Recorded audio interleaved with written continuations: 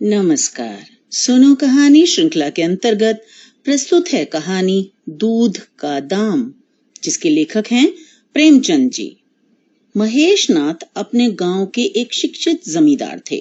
वे जच्चे खानों में सुधार की आवश्यकता मानते थे, पर कोई भी नर्स देहात में जाने के लिए राजी न होती, और यदि कोई राजी होती भी तो इतनी लंबी चौड़ी फीस मांगती कि बाबू साहब को सिर झुकाकर चले जाने के सिवा और कुछ न सूझता। उनके घर में 3 कन्याओं के बाद चौथा लड़का हुआ, तो फिर काम के लिए गूदड़ और उसकी बहू को बुलाना पड़ा। गूदड़ के घर में इस शुभ अवसर के लिए महीनों से तैयारी चल रही थी। उसे डर था कि यदि फिर बेटी हो गई तो वही 1 रुपया और 1 साड़ी मिलकर रह जाएगी। एक दिन आधी रात को जमींदार साहब के चपरासी ने जोर से हाक लगाई।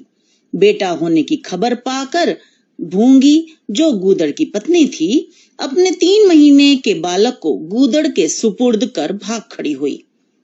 गूदड़ ने पुकार कर कहा, मुझे भी तो बधाई बजाने जाना पड़ेगा, इसे कौन संभालेगा? जाते जाते भूंगी ने उत्तर दिया, इसे वहीं धरती पर सुला देना, मैं आकर दूध पिला जाऊंगी। महेश नाथ के घर में भूंगी के खाने पीने का बहुत ध्यान रखा जाता। गूदड़ को भी भरपूर परोसा मिलता था। भूंगी केवल एक बार ही अपने बच्चे को दूध पिला सकती थी। उसके लिए भैंस के दूध का प्रबंध था। भूंगी दाई भी थी और दूध पिलाने वाली भी। मालकिन कहती, भूंगी हमारे बच्चे को पाल दे, फिर जब तक तू जिए बैठी खाती रहना, तुम्हें जमीन भी माफी दिलवा दूंगी। भूंगी के लड़के को ऊपर का दूध हजम ना होता था। वह बार बार उल्टी करता और दुबला होता जाता था। घर में मालकिन के बाद भूंगी का राज था। नौकर चाकर सब उसका रौब मानते थे। भूंगी का शासनकाल साल भर से आगे न चल सका।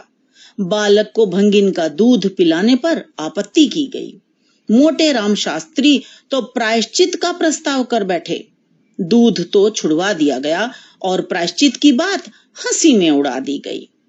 प्रायश्चित तो न हुआ, हाँ, भूंगी का राज समाप्त हो गया। दान दक्षिणा जरूर उसे प्रचुर मात्रा में मिली। वह और गूदड़ दोनों मिलकर बहुत कठिनाई से वह सामान ले जा पाए। उसे सोने के कड़े के साथ 2 नई सुंदर साड़ियां भी मिली।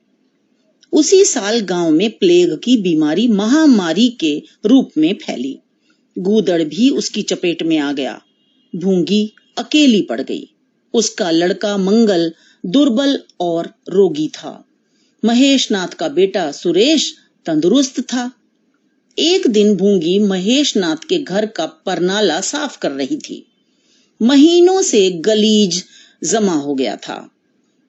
एक मोटा बांस लेकर दाहिने हाथ से उसे नाले के अंदर डालकर उसे जोर से हिलाया।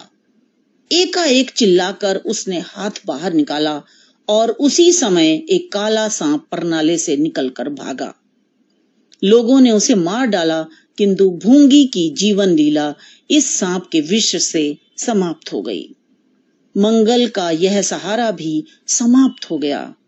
महेश नाथ के घर में बहुत जूठन बचता था। अब मंगल इसी जूठन के सहारे पलने लगा। गांव के लड़के उसे अपने साथ न खिलाते। महेश नाथ के मकान के सामने एक नीम के पेड़ के नीचे मंगल का डेरा था। एक फटा सा टाट और सुरेश बाबू की उतरन। सर्दी गर्मी बरसात हर मौसम में यही उसका सहारा था। इस पूरे संसार में उसका अपना कहलाने वाला सिर्फ एक कुत्ता था, जो उसके साथ सोता एवं खाता था।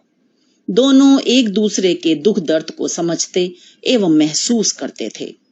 गांव के धर्मात्मा लोग महेश बाबू की इस उदारता का गुणगान करते। ठीक द्वार से कुछ दूर मंगल का पड़ा रहना उन्हें धर्म विरुद्ध लगता था। माना कि भंगी को भी भगवान ने रचा है, लेकिन समाज भी तो कुछ होता है। उन्हें महेश नाथ के द्वार पर जाते भी संकोच होता था, पर मजबूरी गांव के मालिक हैं, इसीलिए जाना पड़ता था। एक दिन गांव के लड़कों को खेलते देख मंगल भी वहां जाकर खड़ा हो गया। या तो खेलने वाले लड़कों की जोड़ी पूरी न पड़ती थी या सुरेश को उस पर दया आ गई। कहा नहीं जा सकता। जो भी हो, उसने मंगल से पूछा, क्यों रे मंगल, खेलेगा? मंगल बोला, ना भैया, मालिक ने देख लिया तो मेरी तो चमड़ी ही उधेड़ देंगे। सुरेश बोला, यहां कौन देखने आता है बे? चल, हम घोड़ा सवार का खेल खेलेंगे। तू घोड़ा बन, हम तेरे ऊपर सवारी करेंगे। मंगल ने पूछा, मैं बराबर घोड़ा ही रहूंगा कि सवारी भी करूंगा? यह प्रश्न उसके लिए अजीब था। वह झट से बोला, तुझ भंगी को कौन अपनी पीठ पर बैठाएगा? मंगल भी चिढ़कर बोला, मैं कब कहता हूं कि मैं भंगी नहीं हूं? यदि तुम मुझे सवारी नहीं करने दोगे तो मैं भी घोड़ा नहीं बनूंगा। सुरेश ने डांट कर कहा, तुझे घोड़ा बनना पड़ेगा, नहीं तो बुरी तरह पीटूंगा। मंगल, तुम्हें भी घोड़ा बनना पड़ेगा।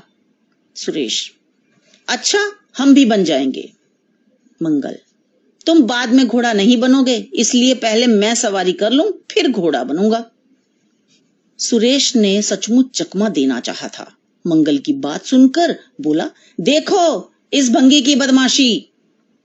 तीनों ने मिलकर मंगल को घेर कर जबरदस्ती घोड़ा बनाया और सुरेश चटपट उसकी पीठ पर सवार हो गया। मंगल कुछ देर तो चला, पर सुरेश का वजन उठाना उससे मुश्किल हो रहा था।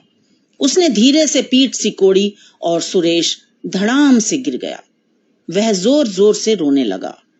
मां ने सुना सुरेश कहीं रो रहा है तो उन्होंने मेहरी से कहा, देख तो सुरेश कहीं रो रहा है, पता कर उसे किसने मारा है।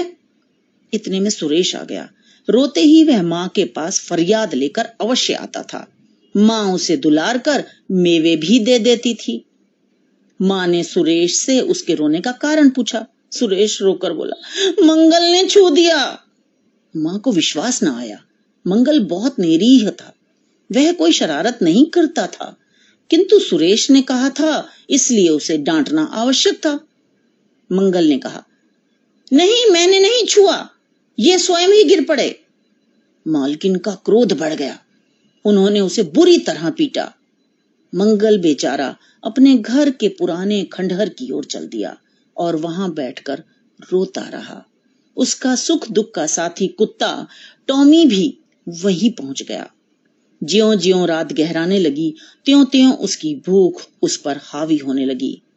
महेश जी के घर के बाहर उसे अब तक सुरेश की जूठी मिठाइयां मिल गई होती।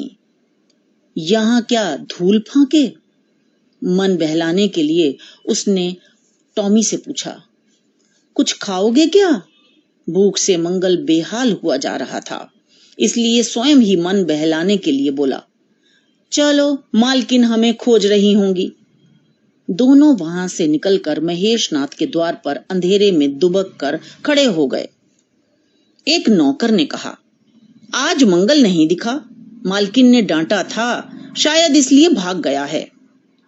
दूसरा बोला, अच्छा हुआ, अब सुबह सुबह भंगी का मुंह नहीं देखना पड़ेगा। कुछ देर वह निराश सा खड़ा रहा।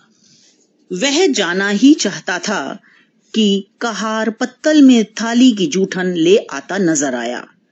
मंगल अंधेरे से निकलकर प्रकाश में आ गया। अब मन को रोकना कठिन हो गया था। कहार ने कहा, अरे तू यहां खड़ा है, ले खा ले, मैं तो फेंकने जा रहा था। उसने पत्तल को ऊपर उठाकर मंगल के फैले हाथों पर रख दिया। टॉमी और वह वहीं नीम के नीचे पत्तल में खाने लगे। मंगल टॉमी से बोला, सुरेश को अम्मा ने पाला था। लोग कहते हैं कि दूध का दाम कोई नहीं चुका सकता, और मुझे यह दूध का दाम मिल रहा है। मुझे आशा है कि आपको कहानी अवश्य ही पसंद आई होगी, आपने आनंद लिया होगा। इसे लाइक करें, दोस्तों के साथ शेयर करें, और अगर अभी तक सब्सक्राइब नहीं किया है तो कृपया सब्सक्राइब करें। धन्यवाद। मिलते हैं अगली कहानी में।